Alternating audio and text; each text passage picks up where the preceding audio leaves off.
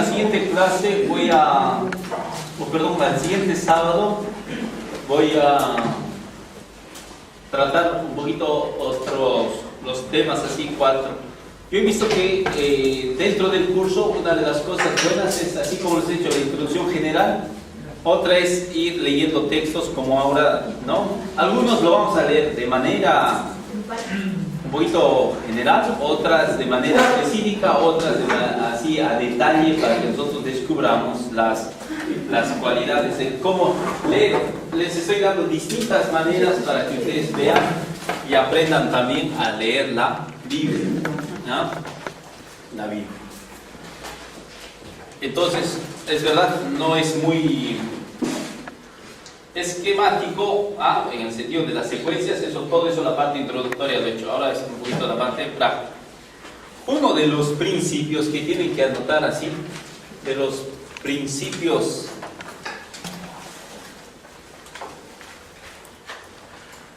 de la Biblia, uno de los principios bíblicos que hoy estamos descubriendo de mejor manera se llama la composición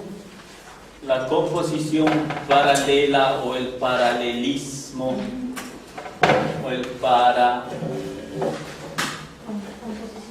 paralelismo, la composición o el paralelismo semítico, paralelismo semítico. Es decir, los textos de la Biblia han sido escritos en este tipo de composición. Composición es otro tipo de narración, es otro tipo de estructura, es otro tipo de textos. Por ejemplo, hemos visto ahora cómo es más fructífero leer Juan comparándolo con Jesús. Al revés, Jesús con Juan. ¿Por qué? No porque nosotros queremos hacer así, sino porque el autor nos ha dejado estas características. El autor de la Biblia nos ha dejado estas características. ¿Se acuerdan cuando hemos hablado de la parábola del hijo pródigo? ¿Se acuerdan? ¿Qué parábola había antes? La oveja perdida. La oveja perdida. Después de la oveja perdida, ¿qué viene? La moneda perdida. Después, la oveja perdida. ¿Qué más? La moneda perdida, la dracma perdida. ¿Qué más? Después, ¿qué venía? El hijo menor perdido. Y después el hijo mayor perdido. Fíjese, eso hemos visto, ¿no es cierto? ¿Se acuerdan de esta clase? Sí. Entonces, aquí también, ¿qué cosa hemos aprendido? A leer en paralelismo. Porque la Biblia así tiene esa característica que hoy estamos descubriendo. Eso nos da muchas más luces para nuestra lectura del paralelismo. Muy bien, ahora vamos a hacer otro ejemplo de este tipo de paralelismo y también advirtiéndoles que no siempre en la Biblia todo, como presentan vuestras Biblias, no todos tienen, es muy claro. Por eso, los títulos de las Biblias, ya les he hablado una vez, los títulos de las Biblias, ¿son palabra de Dios? No son palabra. Cada editorial, cada Biblia cambia, ¿no es cierto? A ver, busquen Lucas, ahora vamos a saltar a Lucas 14. Yo no sé si he hecho esa clase con ustedes, pero a ver, si no, vamos a hacerlo otro. Porque todavía me interesa. Lucas 14. Lucas capítulo 14. ¿Cuántos títulos tiene el capítulo 14? La Biblia de la señora tiene 7, la Biblia de la señora 8, de la señora 4, del hermano 4. ¿Por qué hay esas diferencias? ¿Por qué esas diferencias? Las hermanas de la tribuna azul.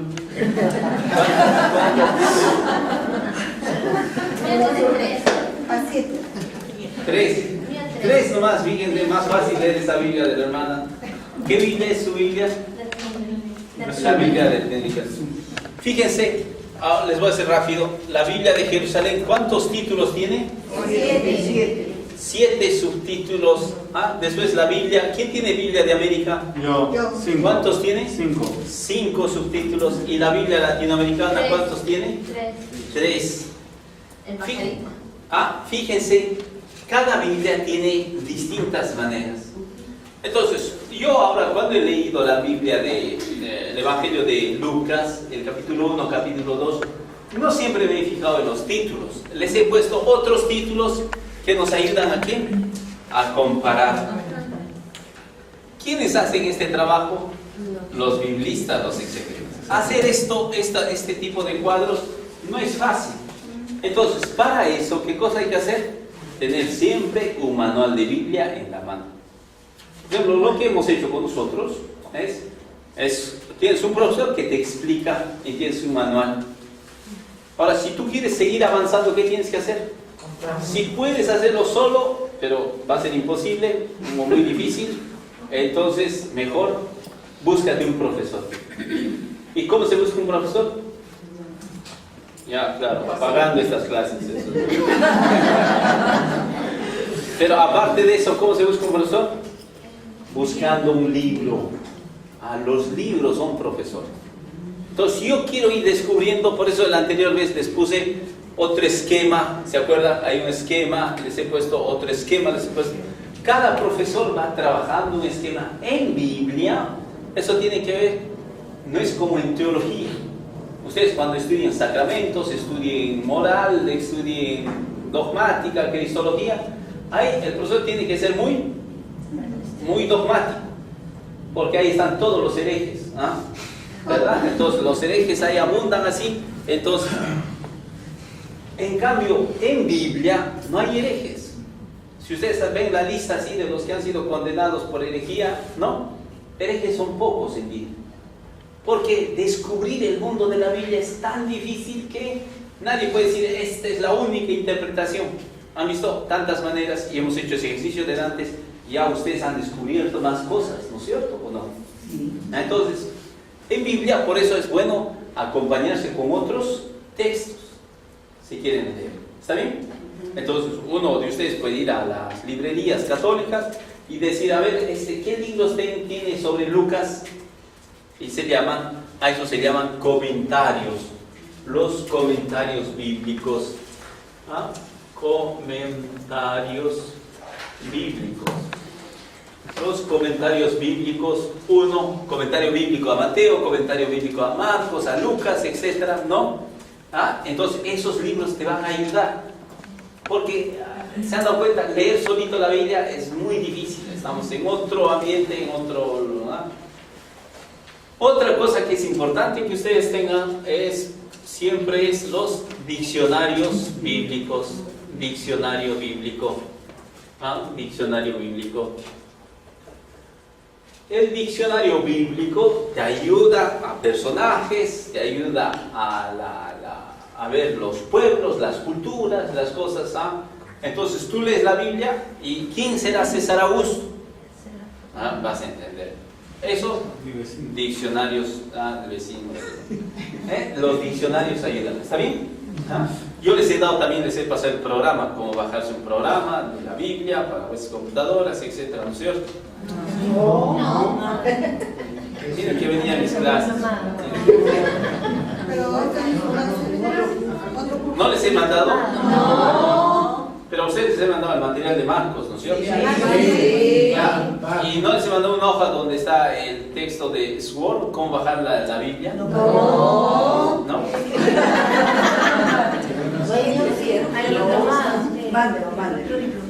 Ya, voy a revisar ya. Muy bien, voy a revisar. Entonces, volviendo a nuestro tema, estas dos cosas son importantes para...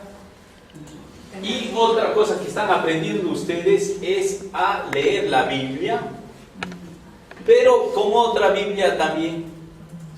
Si tú lees una sola Biblia, está bien, pero si se están dando cuenta, si leen 2 Biblias, 3 Biblias, ayuda mucho, ayuda mucho. Entonces, fíjense, esto es como material que les estoy dando para ustedes también, para que ya caminen también así, a caminar en este mundo de la Biblia. Muy bien. Por ejemplo, me van a decir, la Biblia de Jerusalén, a ver, dígame los temas que tiene la Biblia de Jerusalén. Los títulos. Los títulos.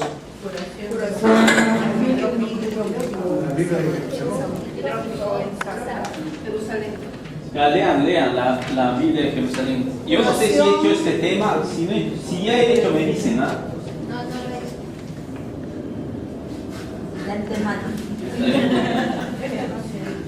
Curación de un hidrópico. Curación de un hidrópico.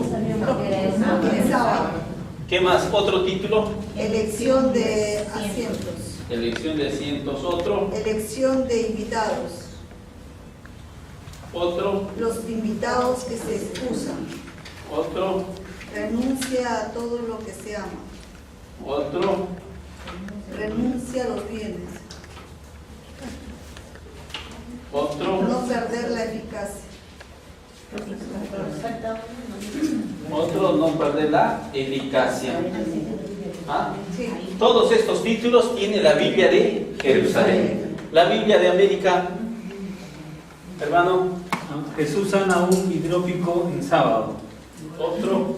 Elegir el último lugar. Otro. Parábola de la gran cena.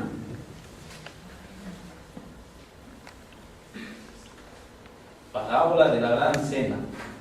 Otro. Condiciones del discipulado. Otro. El ejemplo de la sal. Ejemplo de la sal. La Biblia latinoamericana, hermana. Los primeros asientos, Ajá. los invitados que se excusan, lo que cuesta seguir a Jesús.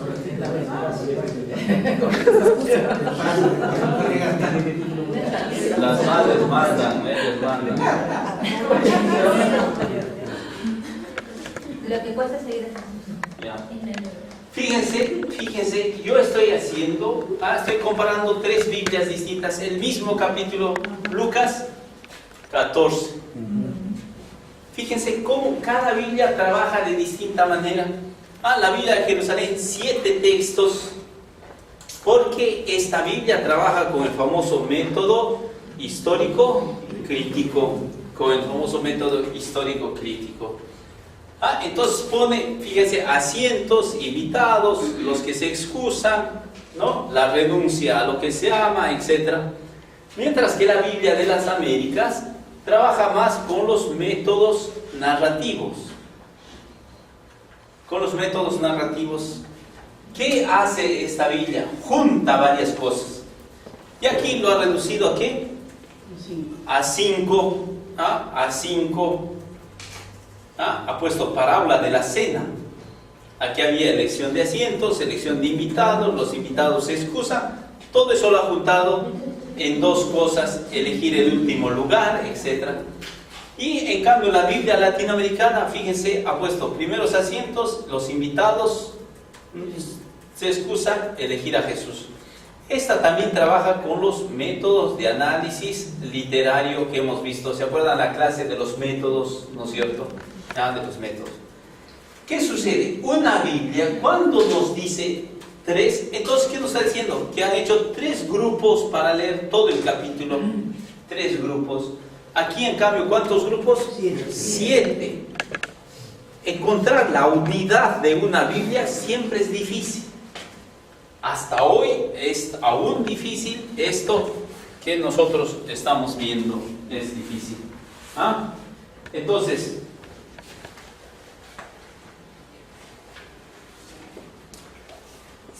ahora tenemos que partir con otro presupuesto. En Lucas tenemos que partir con un presupuesto grande. A ver, busquen Lucas 1:1, por favor. Lucas 1:1. Lucas 1:1. Sí. Ya que muchos emprendieron la tarea de relatar los sucesos que nos han acontecido. Siga. tal como nos los transmitieron los primeros testigos presenciales y servidores de la palabra, también yo he pensado, ilustre Teófilo, escribirte todo por orden y exactamente, comenzando desde el principio. Dice, escribírtelo por orden, en orden, por su orden, dice. Los otros han intentado narrar. Ese Mateo, ese Lucas, dice Mateo y Marcos, ya más o menos. El mío es un evangelio ordenado, dice. Eso hemos descubierto, fíjense, en Juan y Jesús era muy ordenado Lucas. Si nosotros comparamos uno con otro, tiene los mismos temas, las mismas escenas, las mismas comparaciones.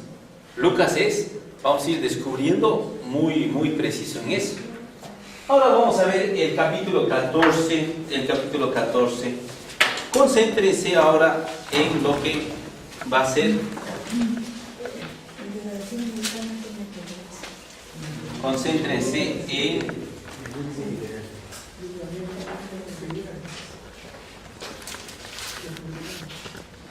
en este tema de lección de asientos. Lucas 14, 7.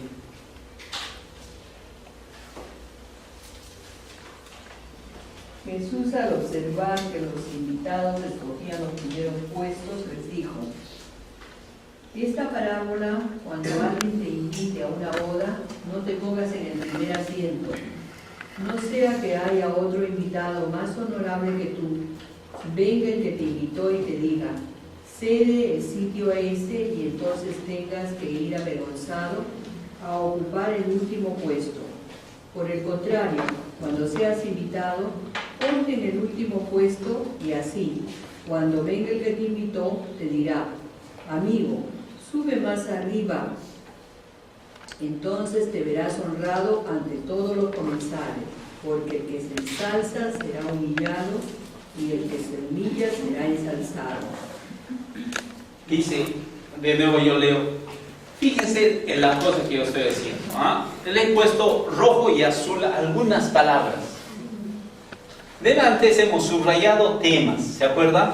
El tema del nacimiento, el tema de la circuncisión, el tema del templo, el tema de la casa, etc. Ahora voy a subrayar palabras. Dice, notando cómo los invitados,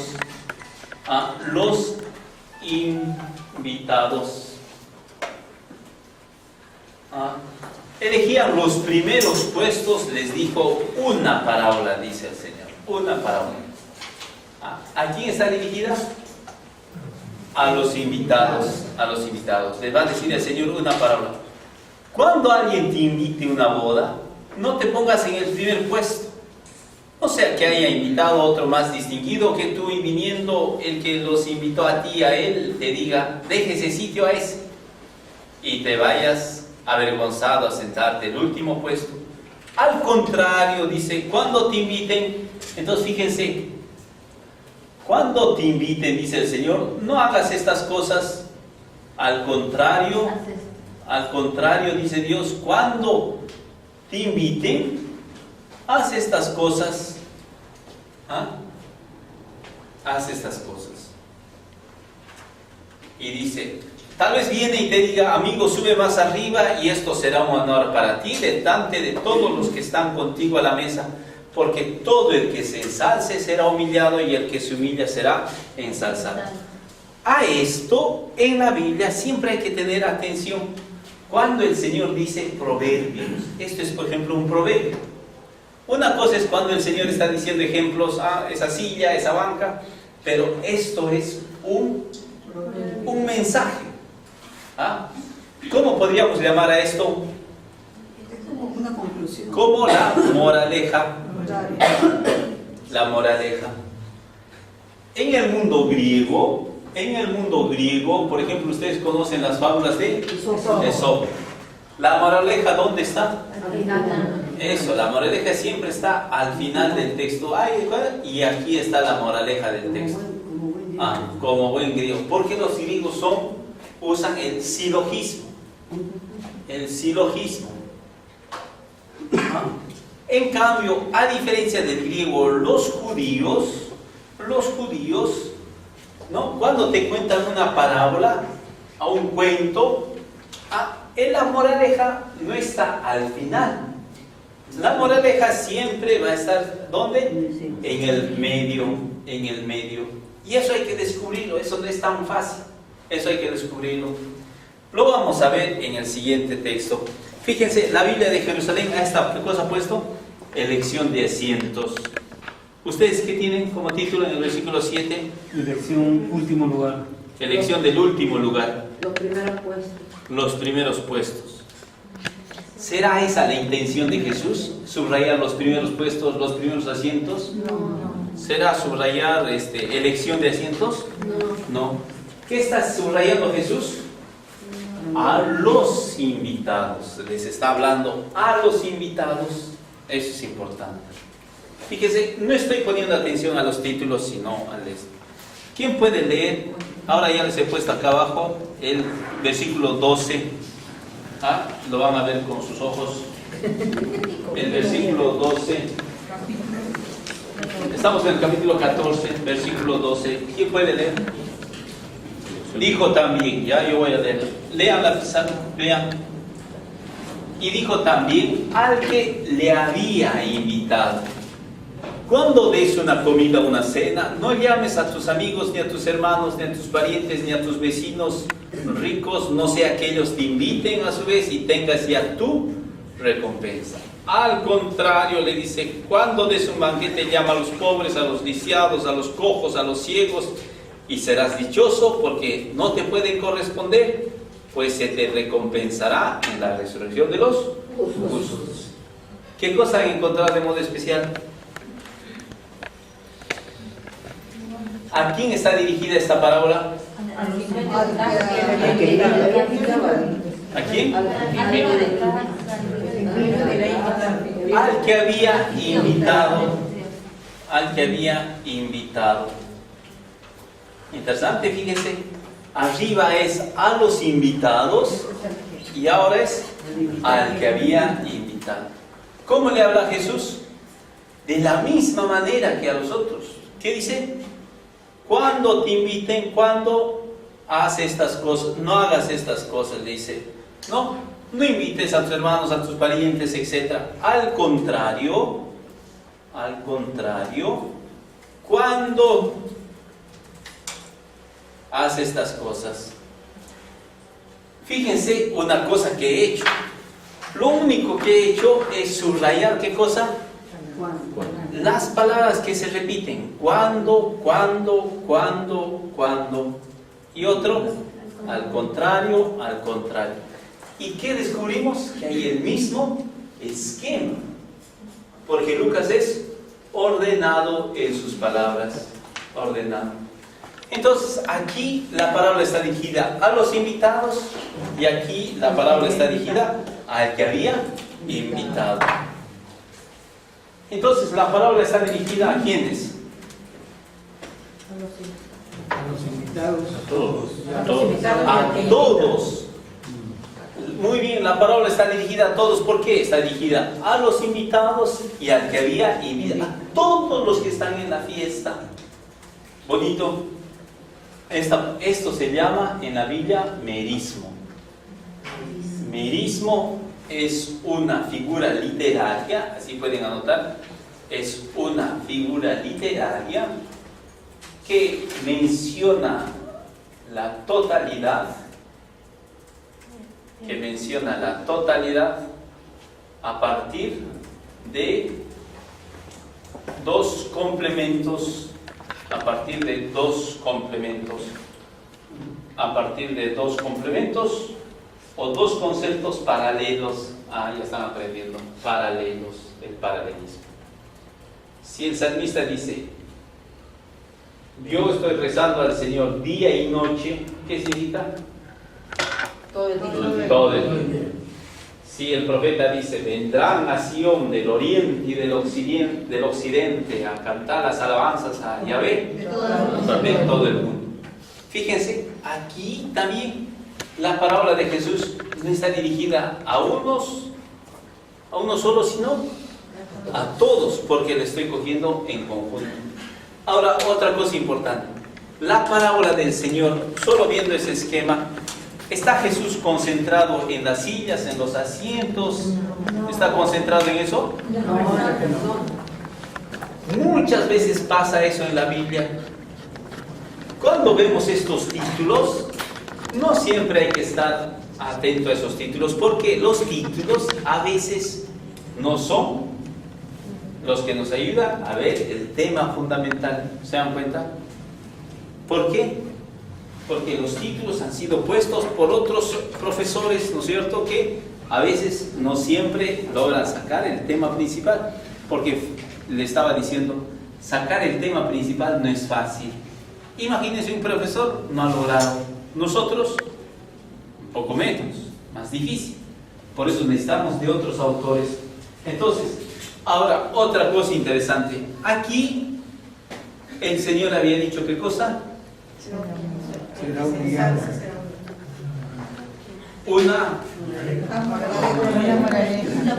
Había hecho un proverbio. Un proverbio. ¿Cuál es el proverbio? Será humillado. Todo el que se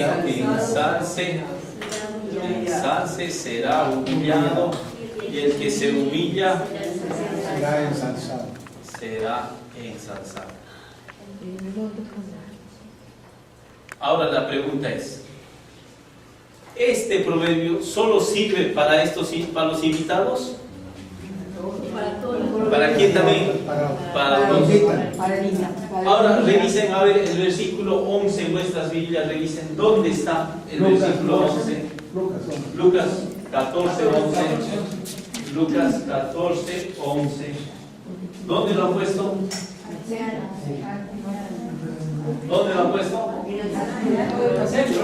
Lo han puesto, no al centro. Lo han puesto solo para este grupo.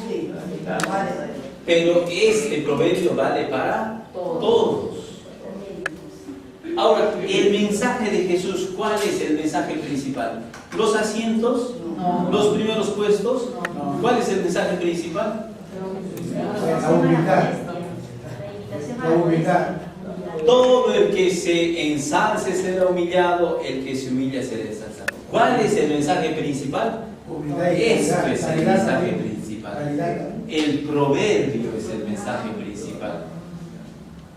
Entonces, fíjense, los asientos al final es una cosa muy secundaria. Los primeros puestos es una cosa muy secundaria. El tema principal para Jesús es este. Todo el que se humilla, para el invitado y para los invitados. ¿Ah?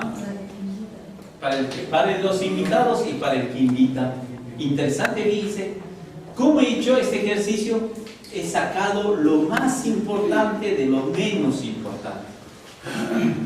En la Biblia, entonces, otro ejercicio que tenemos que aprender, punto aparte, anoten, punto aparte, es extraer el tema más importante del menos importante.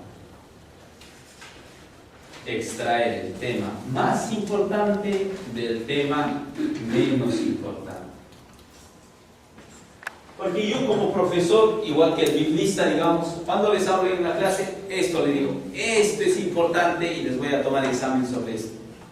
Hay cosas que enseñas, pero tal vez no es tan importante. Lo mismo para quién? Para el biblista. Entonces, a veces, algunos se van a pelear, etc. ¿No? Ahora, ese es uno. Entonces, ¿qué cosa hemos dicho? Hay un tema importante y un tema menos importante, o vamos a poner secundario. En la Biblia, un aspecto fundamental es el tema. Segundo, otro aspecto fundamental es los personajes. En esta parábola que les he dado, en esta parábola que hemos leído, aquí por ejemplo aparece: no llames a tus amigos, a tus hermanos, parientes, vecinos, a los ricos, llama a los pobres, a los lisiados, a los cojos, a los ciegos. ¿Quién es el más importante en esta parábola? Los pobres, los lisiados, los amigos, ¿quién es el más importante? La comunidad general, son los invitados. ¿A quién está dirigida la parábola? ¿A quién? Al que había invitado al banquete. No son estos los más importantes, es este el más importante. ¿Está bien?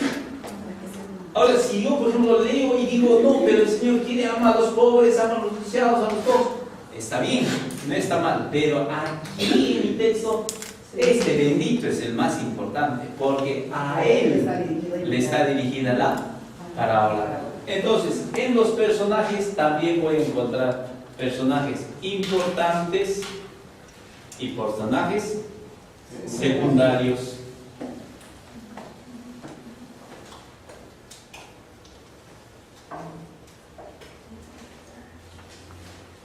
Personajes importantes y personajes secundarios. ¿Está bien?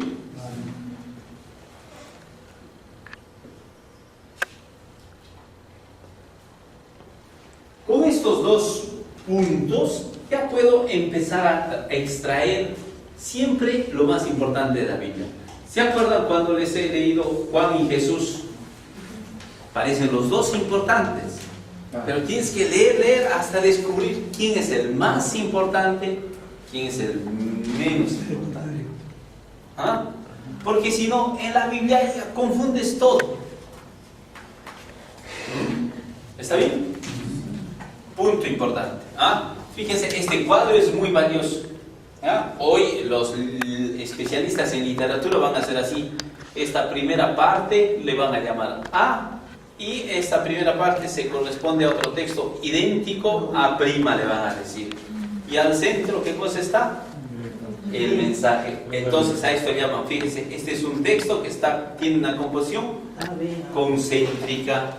A, B, A.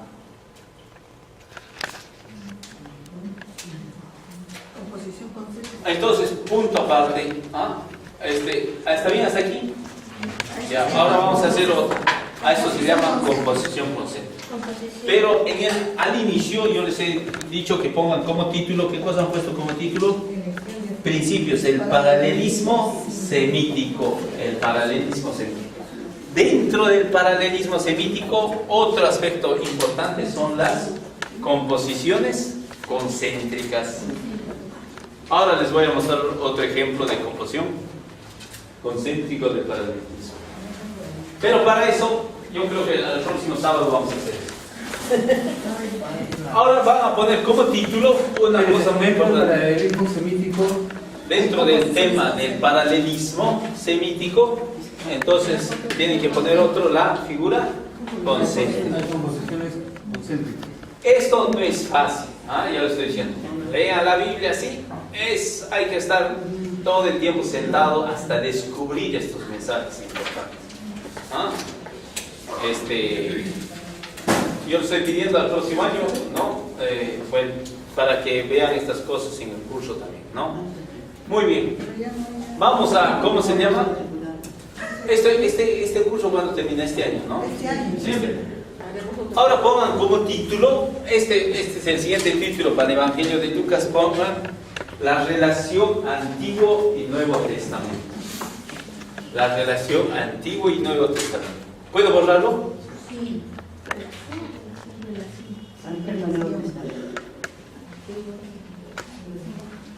Les voy a dar otro ejemplo fácil, ¿ya? Para que entendamos en ese paralelismo. Un ejemplo así veloz. Pero ya no nos va a alcanzar tiempo. Ya, mejor vamos. Hasta la 1:30. Hasta la 1:30, ¿no? Sí. Ya, entonces pongan nomás relación Antiguo-Nuevo Testamento. Que se pase. Es una figura literaria que menciona la totalidad. ¿Cuál es el título de eso que no lo deja? El paralelismo. Pero eso se refiere al merismo. Merismo.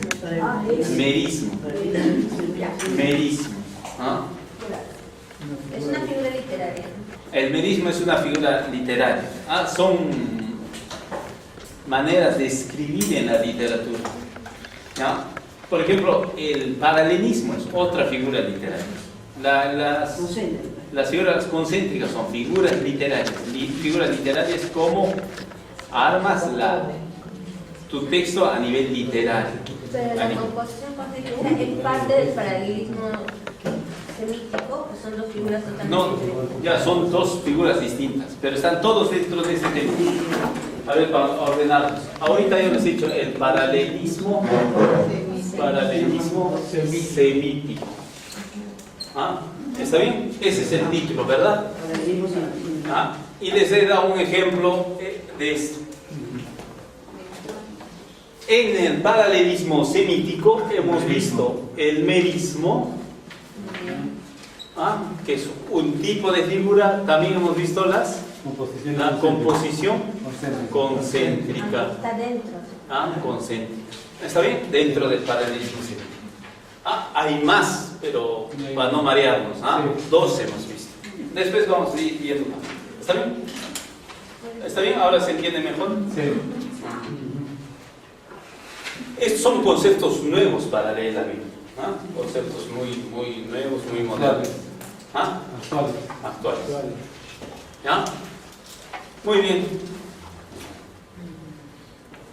Busquen a ver, para reforzar este tema, busquen a ver La relación antigua y Nuevo Testamento. ya no, todavía, para reforzar este tema, ya que no ha quedado muy claro. 11. Lucas 11. 11, Lucas 11, dentro de este tema, otro ejemplo. Yo siempre les pongo ejemplos, ¿no? Lucas 11, versículo 31.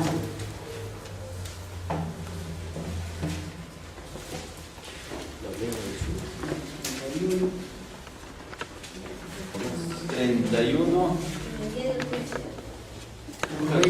¿Qué título tiene? Versículo de Jonás. La señal de Jonás. Es el signo de Jonás. Lucas 11. Normalmente las Biblias van a dividirlo aquí en el versículo 29. Y van a poner el signo de Jonás. ¿Quién puede leer fuerte, rápido, por favor? Los judíos piden una señal a Jesús. Como la gente se apelonaba a su alrededor, se puso a decir: esta generación es malvada, pide una señal milagrosa y no se le dará otra que la señal de Jonás. Como Jonás fue una señal para los ninivitas, así el Hijo del Hombre lo será para esta generación. La reina del sur se levantará en el día del juicio con los hombres de esta generación y los condenará, porque ella vino desde los confines de la tierra a escuchar la sabiduría de Salomón, y aquí hay algo que es más que Salomón. Los hombres de Nínive se levantarán en el día del juicio con esta generación y la condenarán porque se arrepintieron por la predicación de Jonás. Y aquí hay algo que es más que Jonás. Muy bien. ¿Quién puede explicar estas cosas?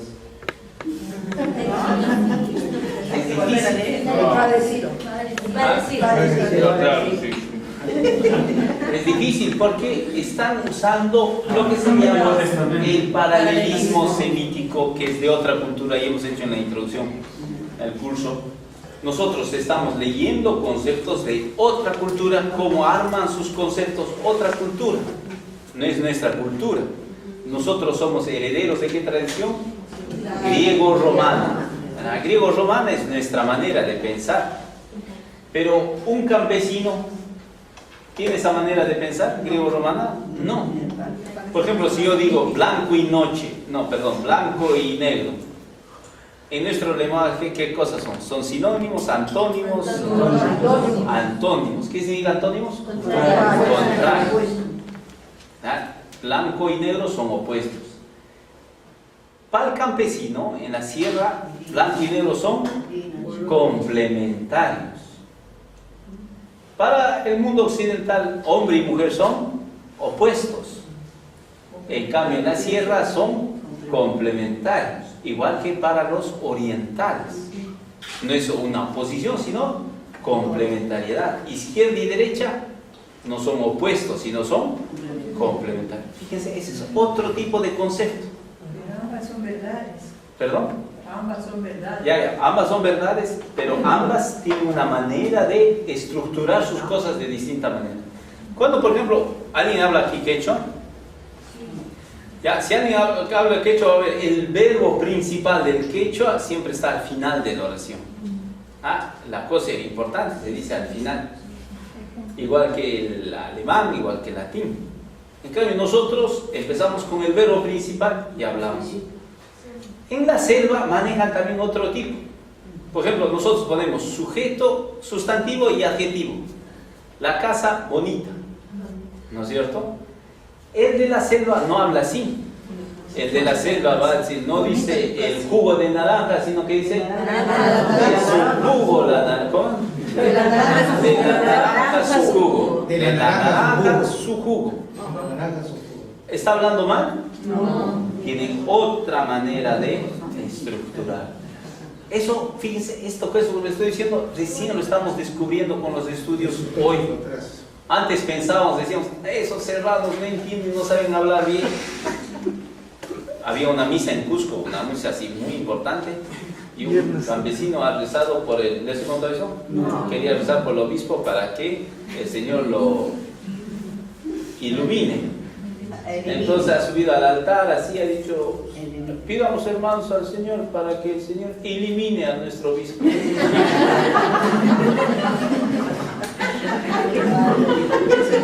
Y todos han dicho, roguemos al Señor.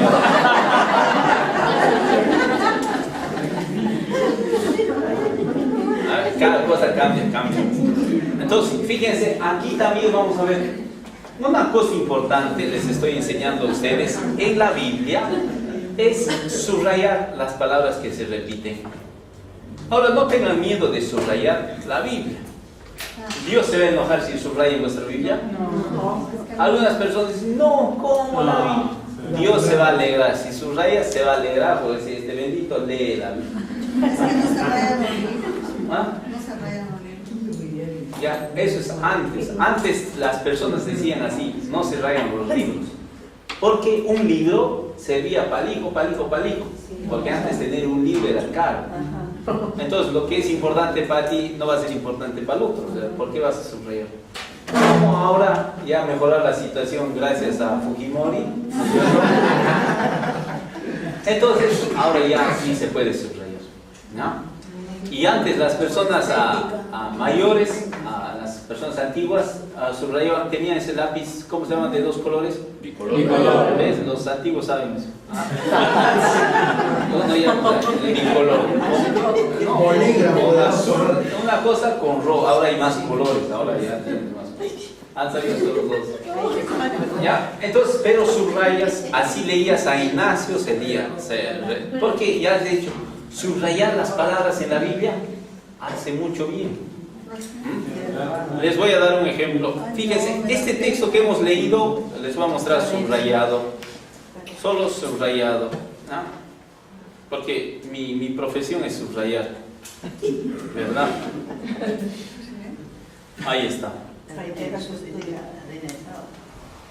Dice, la reina del sur se levantará en el juicio con los hombres de esta generación y los juzgará, porque ella vino de los confines de la tierra a escuchar la sabiduría de Salomón, y aquí hay algo más que Salomón. Los hombres de Nínive se levantarán en el juicio con esta generación y la juzgarán, porque ellos se convirtieron por la predicación de Jonás, y aquí hay algo más que Jonás dice. Miren el texto, los colores, y empiecen a relacionar.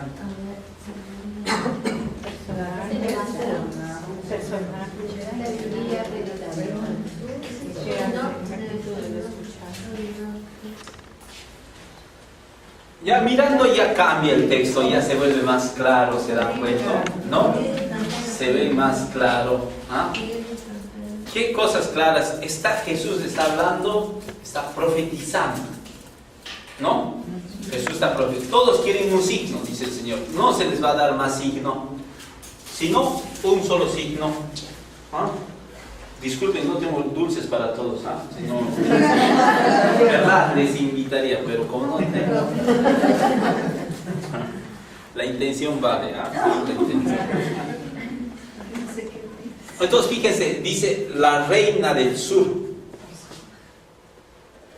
En la Biblia, ya les he dicho, el principio grande es el paralelismo. Los judíos siempre hablan en paralelismo. Jesús pone la palabra del hijo pródigo. ¿Cuántos hijos?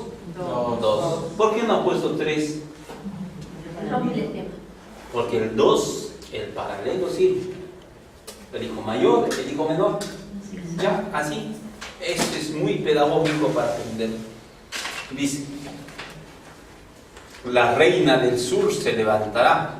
El paralelismo, ya les he dicho, para los judíos también son los paralelismos complementarios. Existen paralelismos complementarios y existen paralelismos sinonímicos, paralelismos complementarios y sinonímicos. Por ejemplo, vamos a ver aquí, hay un paralelismo complementario de género.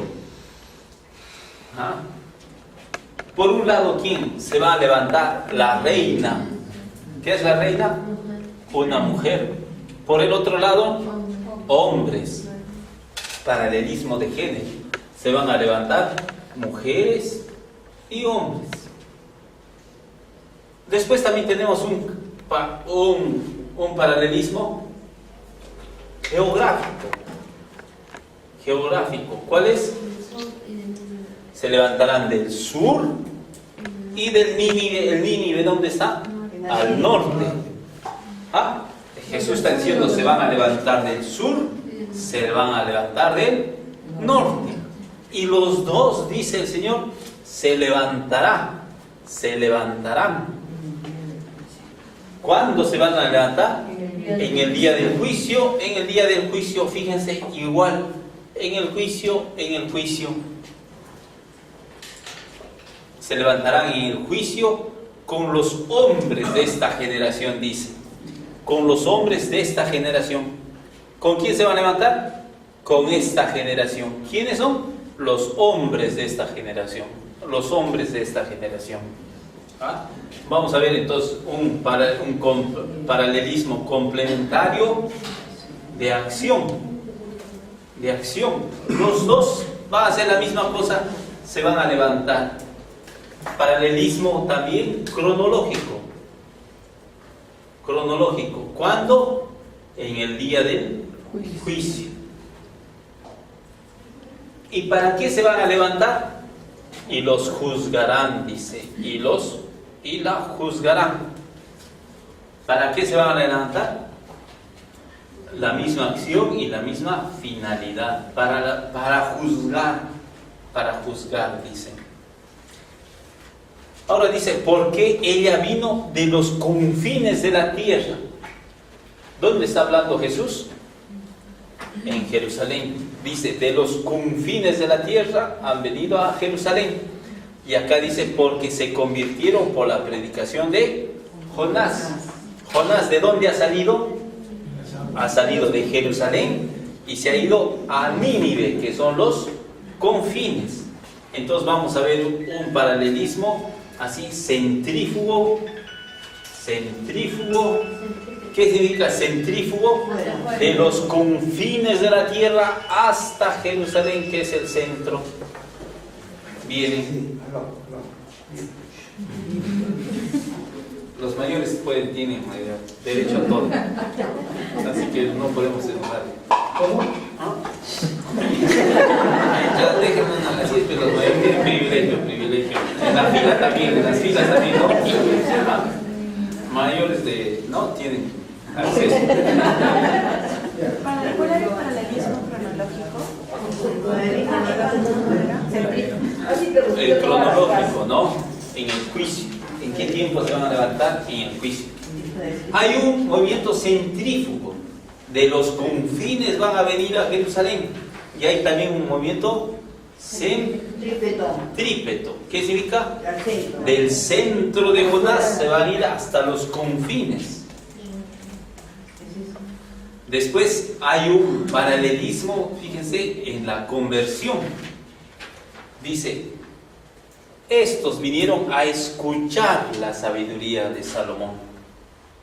Y estos vinieron y se convirtieron. ¿Habrá alguna relación entre estos? El que escucha se convierte. Claro, el que escucha se convierte. El que escucha se convierte. A otro paralelismo, dice, la sabiduría de Salomón. ¿Salomón quién es? Salomón es el rey. ¿Y Jonás qué cosa es? El profeta. Profeta. Y dice, aquí hay algo más que Jonás y hay algo más que Salomón. Jesús, ¿cómo se está presentando? Más que un rey, más que un profeta. Otro paralelismo todavía. ¿Cuál es? Este viene con sabiduría, este viene a predicar. Entonces, la predicación, ¿qué cosa produce? La predicación produce sabiduría. La sabiduría de Salomón. Y dice el Señor, aquí hay algo más. Fíjense, el orden, eso es curioso. Aquí hay algo más que Salomón. Aquí hay algo más que Jonás. Fíjense, el texto es muy bien escrito. Hay un paralelismo que relacionando se abre un mundo de significados que en el inicio están ocultos estos significados. Gracias, así. Ya 22, ojalá que aguante. Esto, ¿a quién le está hablando esto el Señor? Eso tenemos que ver entonces. Todo esto le está hablando Dios, perdón, les está hablando Jesús a quién. Dice, habiéndose reunido la gente, comenzó a decir, esta generación es una generación malvada. ¿A quién le está hablando Jesús? Es una generación malvada, dice, pide un signo. No se le dará más signo. ¿A quién? A esta generación malvada. Porque a esta generación malvada, ¿qué va a pasar? Se les va a venir a juzgar, dice, los confines de la tierra, los del norte, del sur, hombres, mujeres, hombres, varones, van a venir a juzgar al Señor. ¿A quién está hablando? A la generación malvada que se encuentra en Jerusalén.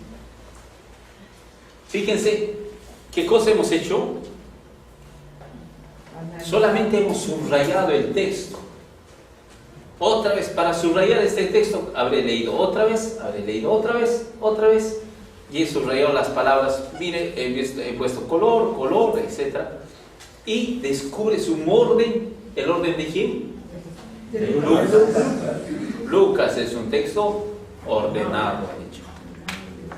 Muy bien. Padre, una consulta. ¿Y Jesús cuando decía eso? O sea, un poco recurriendo a su inteligencia, ¿no? ¿Era consciente de lo que se iba a desglosar todo eso de esta forma? Muy bien, esa es una pregunta muy interesante. ¿Jesús habrá hecho así o no? Lucas, ¿después de cuánto tiempo está escribiendo? Jesús ha muerto el año 33. Lucas, después del 70, ¿cuántos años? 50. 45, 50 años. Año 80. 50 años.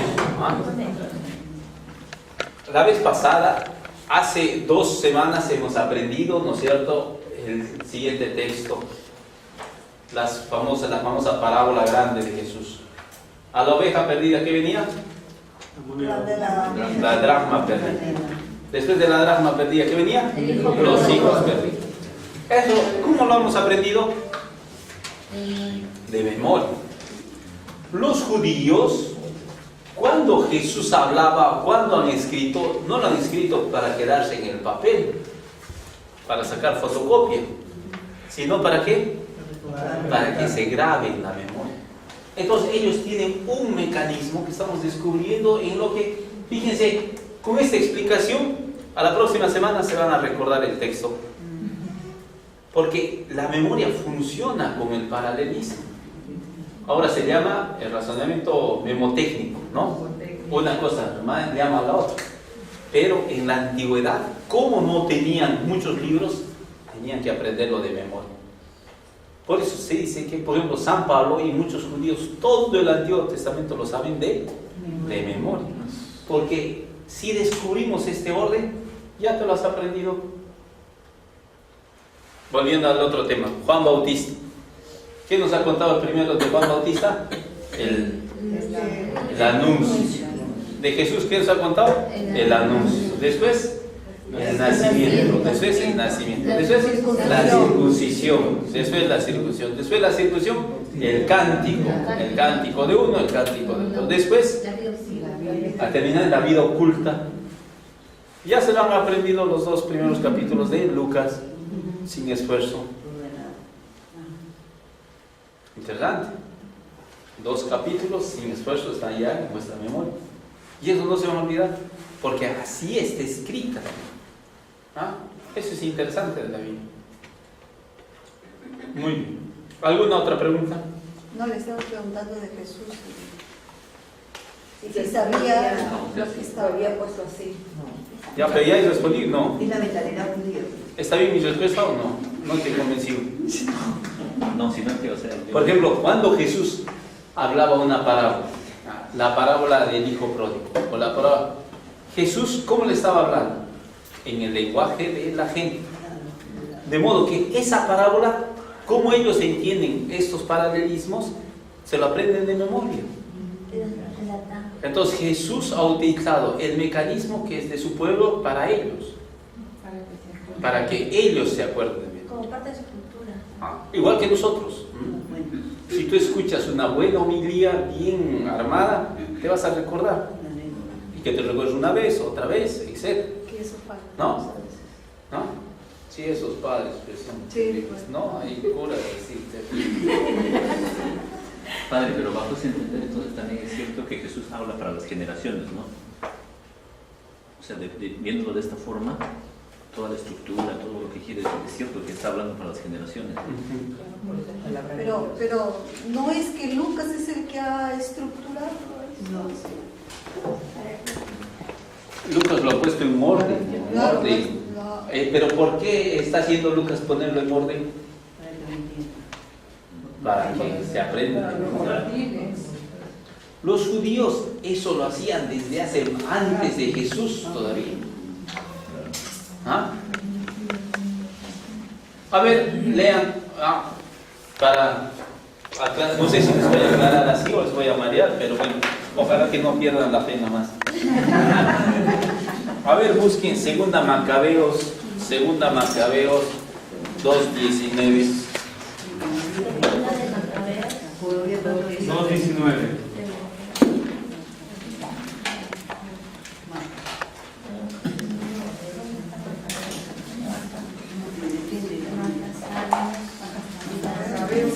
Pero encuentren todos, hagan ese esfuerzo, ¿ya, hermanos? 2:19. Según de Macabeos. 2:19. Sopla tu vida para que se vaya el polvo. La historia de Judas, ¿Ya han encontrado? sí. Ya está en todas las Biblias, ¿no? ¿Cómo así Biblia latinoamericana?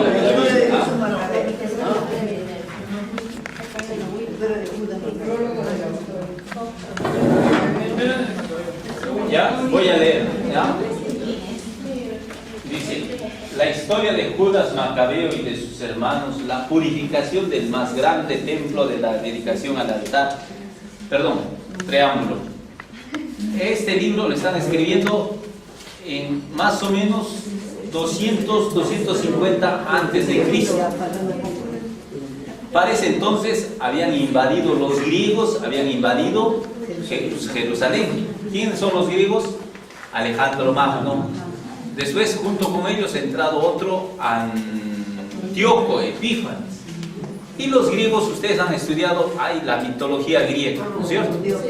Ellos, cuando invadían un pueblo, llevaban toda su mitología para que todos adoren a todos sus dioses, a Zeus, a Neptuno, a Venus, a Marte, etc. Es los romanos. Ya. Entonces está contando de ese acontecimiento. Ahora les leo. La historia de Judas Macabeo y de sus hermanos, la purificación del más grande templo, la dedicación al altar, las guerras contra Antíoco Epífanes y su hijo Eupator, y las manifestaciones celestiales en favor de los que combatieron viril y gloriosamente por el judaísmo, de suerte que, aun siendo pocos, saquearon toda la región, ahuyentaron las hordas bárbaras, recuperaron el templo famoso de todo el mundo, liberaron la ciudad y restablecieron las leyes que estaban a punto de ser abolidas, pues el Señor se mostró propicio hacia ellos con toda benignidad.